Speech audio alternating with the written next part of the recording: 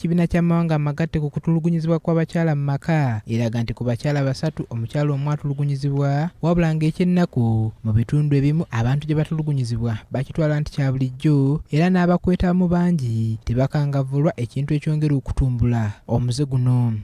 Wano mu Uganda, alipoota ya poliisi ey'omwaka gwa 2022 yalaga ng'emisango gy'obutabanguko mu maka gyeyongedde, ng'emisango 17,698 gye gyalopebwa ku poliisi, nga muno mwalimu abakyala abattibwa, abaatuusibwako ebisago ne baviirako obulemu, abaakakibwa omukwano n'ebirala, wabula nga bangi ku bano tebafunanga mukisa kutuuka mu mbuga z'amateeka olw'okutiisibwatiisibwa. Stella Asimwe ow'emyaka 35 nga muzadde w'abaana 2 y'omu ku abo abakoseddwa butabanguko obukyasa ensangi zino oluvannyuma lwa Ssembatya Bernard okumufumita ekyambe okwagala okumumiza omusu. Asiimwe gwe tusanze mu maka g'abazadde be ekijabijjo mu Kasangati Town Council ekya Ddondo ng'anyiga biwundu, atutegeezezza ng'ebbanga ery'emyaka 7 yamala nebba gyonna yagimalako ng'ensambagere n'empiba ebaana baliwo era yalaba tekiisoboke kwe kusibamu ebibye yeetegula ataase obulamu. Olumu nze bindwawo okukomawo ewaka nga mba kukola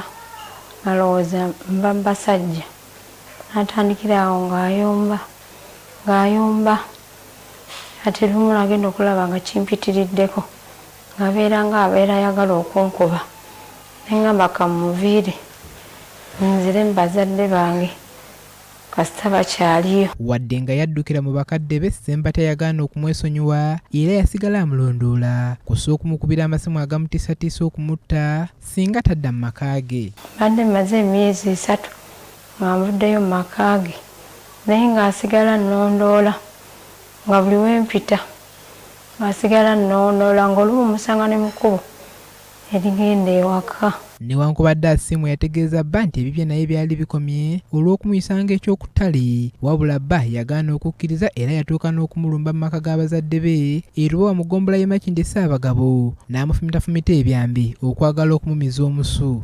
Nanga mukazi gwe okyanjagala ne mugamba nze byonna bivaako, nanga lwaki ongattikako, obwedda onyumya ki n'oyo omwami, obwedda onyumya ki naye, saagala kungattikako, saagala kummanyiira. Kati awo we nasembayo okutegeera nankwata mu bulago natandika okunsalaasala.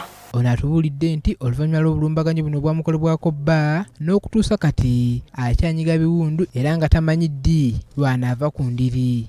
Naye nkyali mu bulumi w'amaanyi, ekifuba kinuma nnyo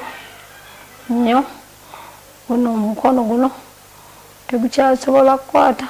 Nankya Annette munnamateeka okuva mu kitongole ekitawuluza ensonga z'abafumbo ekya Justice Center Uganda agamba nti buli mwezi bafuna emisango egyekuusa mu 1500 nga gyonna gyekuusa ku butabanguko mu maka, kyokka nga mingi ku misango gino giva ku basajja abasulawo obuvunaanyizibwa bwabwe. Abaami beesuuliddeyo nnyo ogwa naggamba mu nsonga z'okulabirira abaana.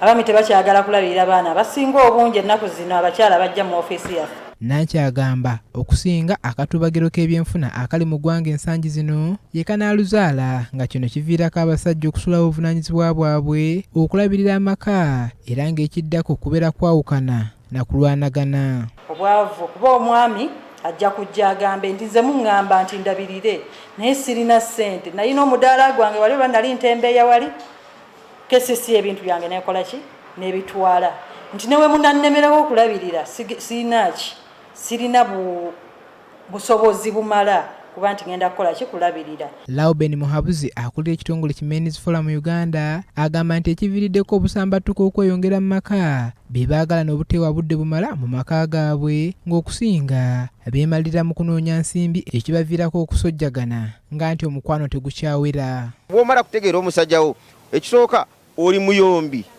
oli mu maka oyomba, oli mu maka orangira omusajja, oli mu maka tomanyi bw'oyaniriza omusajja waka ate owooza omusajja ayenda. Abasajja banoonya abantu ababafaako, anoonya abantu ababalowoozaako, ababafumitirizaako, ababalerako. Wadde ng'emisango egiropeddwa gyeyongera obungi, naye abafuna obwenkanya batono, nga kino okusinga kiva ku nguzi efumbekedde mu bitongole ebikwasisa amateeka n'ebigaba obwenkanya, kw'ossa enkola ey'akasoobo kwe batambuliza ensonga mu kkooti, ekiviirako abamu okubyetamwa, emisango gyabwe ne gimaliriza nga gigobeddwa. Paul Bakabulindi, BBS Terefayina, ageesigika.